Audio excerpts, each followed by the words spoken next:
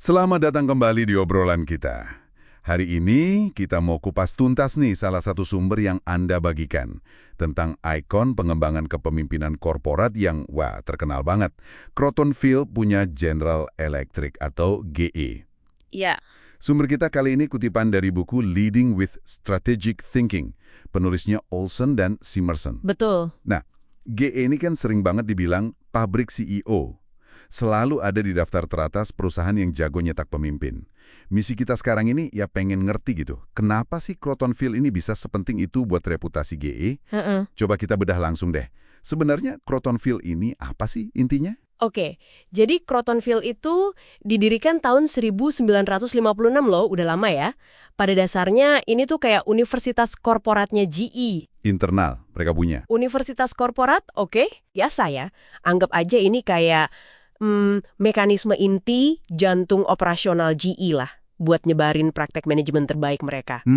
Dan yang paling penting, ya buat secara sistematis ngembangin manajer sama calon pemimpin mereka dari generasi ke generasi. Ini kunci banget di DNA-nya GE. Sejak 56 ya? Berarti udah tua juga ya umurnya. Nah, gimana perannya berkembang? Kan kita tahu juga gaya manajemen GE sendiri berubah-ubah tuh seiring waktu. Buku ini nyinggung itu juga kan? Tepat sekali. Dulu banget, di era 50-an ya, pendekatannya ya preskriptif banget. Sangat terstruktur, ada tuh yang namanya Blue Books, buku panduan manajemennya. Kaku gitu. Oh, panduan baku ya? Iya, tapi seiring waktu, apalagi pas di bawah pemimpin kayak Jack Welch gitu, fokusnya geser drastis. Dari yang tadinya birokratis banget, jadi lebih lincah, mendorong inovasi, kolaborasi, terus kecepatan. Kecepatannya?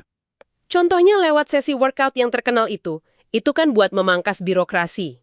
Jadi bukan cuma gaya pemimpinnya yang ganti, tapi Croton Field ini secara aktif ngajarin gaya baru itu ke seluruh perusahaan. Gimana mereka mastiin itu nyebar gitu? Nah, itu dia poinnya.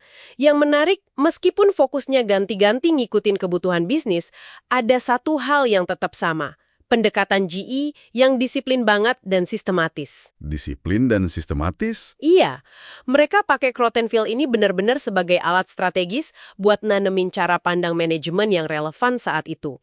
Terus, mastiin semua level pemimpin itu sejalan sama prioritas perusahaan. Ini bukan cuma program latihan biasa, tapi udah kayak, ya, infrastruktur pengembangan pemimpin mereka. Oke, jadi pendekatan disiplin dan sistematis itu intinya ya, yang konsisten. Nah, gimana caranya konsistensi itu diterapin di metode mereka yang sekarang? Sumber kita ini kan nyebut soal pendekatan ilmu dan seni. Maksudnya apa tuh? Iya. Itu istilah dari Kimberly Kleiman Lee, dari tim Croton Field sendiri. Jadi ilmunya itu mengacu ke kerangka kerja operasional GE, yang udah teruji lah, yang sistematis. Kerangka kerja operasional. Betul. Kayak proses-proses terstruktur macam session C buat manajemen talenta, atau blueprint reviews buat nge-review strategi bisnis secara mendalam. Itu tulang punggungnya lah, logikanya, prosesnya. Oke, itu ilmunya. Terus seninya? Nah, seninya itu lebih ke gimana para pemimpin ini nerapin pembelajaran dan kerangka kerja tadi dalam praktek nyata. Jadi ini soal pengalaman di lapangan, kemampuan bikin judgement atau penilaian, terus keluasan buat adaptasi. Judgment-nya. Iya, Ji percaya banget, kayak kata Wakil Ketua John Rice, pemimpin terbaik kami adalah pembelajar terbaik kami.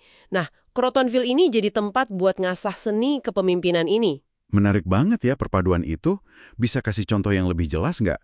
Gimana ilmu sama seni ini beneran nyatu gitu di program Croton Field? Tentu. Contoh bagus itu program Executive Development Course atau IDC.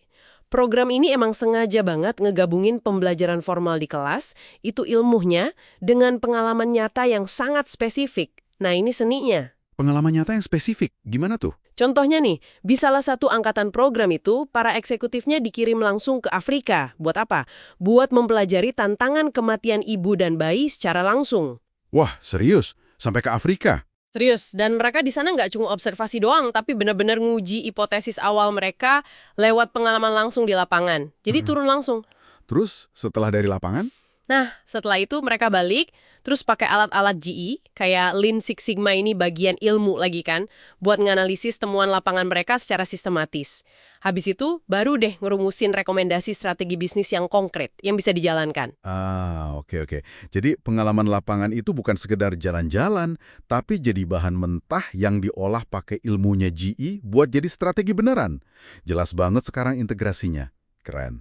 Nah, itu kan buat pengembangan individu ya. Kalau buat bangun kapasitas organisasi secara keseluruhan, gimana? Ada juga? Ada. Buat tujuan itu mereka punya program kayak Leadership, Innovation, and Growth. Biasa disingkat LEG.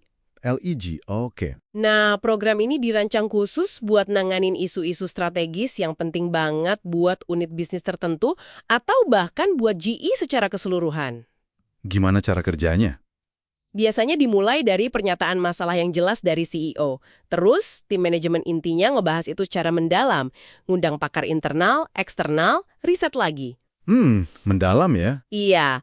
Terus ada sesi kedua yang libatin kelompok pemimpin yang lebih luas lagi. Tujuannya buat finalisasi keputusan strategisnya, dan yang nggak kalah penting, ngerencanain eksekusinya secara detail. Jadi, bukan cuma bikin keputusan, tapi mikirin cara jalaninnya juga ya? Betul banget. Proses ini mastiin pemahaman yang dalam dan bangun komitmen yang luas di seluruh bagian organisasi yang relevan. Jadi bukan cuma ide bagus, tapi ide yang bisa dieksekusi bareng-bareng. Oke. Jadi, kalau kita tarik benang merahnya nih, apa sih signifikansi Crotonville ini buat GE? Dan mungkin pelajaran apa yang bisa kita atau Anda pendengar ambil dari sini? Ya, ini nunjukin betapa seriusnya GE ngelihat pengembangan kepemimpinan. Serius banget. Crotonville tuh bukan sekedar cost center buat training doang, tapi ini investasi strategis jangka panjang. Investasi strategis? Iya, yang dirancang secara sistematis buat numbuhin pemimpin yang bisa mikir dan bertindak strategis, sesuai tuntutan zaman. Kemampuan buat adaptasi tapi tetap sistematis ini, itu bagian penting banget dari DNA kepemimpinan GE. Pendekatan mereka yang holistik, ngembangin individu, sekaligus kapasitas organisasi secara terintegrasi itu kuncinya, kenapa mereka selalu dianggap unggul. Wah, mencerahkan banget ya. Ngelihat gimana perusahaan bisa secara sengaja, sistematis gitu, bangun keunggulan lewat pengembangan pemimpinnya. Ini mungkin jadi bahan renungan juga buat Anda yang dengerin. Pelajaran spesifik apa sih dari pendekatan terstruktur GE di Crotonville ini yang nyatuin belajar formal, pengalaman nyata yang nantang, sama penyelarasan strategis yang paling relevan buat konteks Anda sendiri? Dan mungkin satu pemikiran terakhir buat dibawa pulang ya. Gimana caranya organisasi lain yang mungkin sumber dayanya nggak segede GE ya, bisa nerapin prinsip intinya. Prinsip buat secara sadar, secara sistematis, nyambungin pengembangan talenta individu dengan kebutuhan strategis bisnis yang paling penting saat ini. Tujuannya ya buat numbuhin pemimpin masa depan mereka sendiri. Sesuatu buat direnungkan lebih lanjut lah. Terima kasih sudah menyimak obrolan kita kali ini.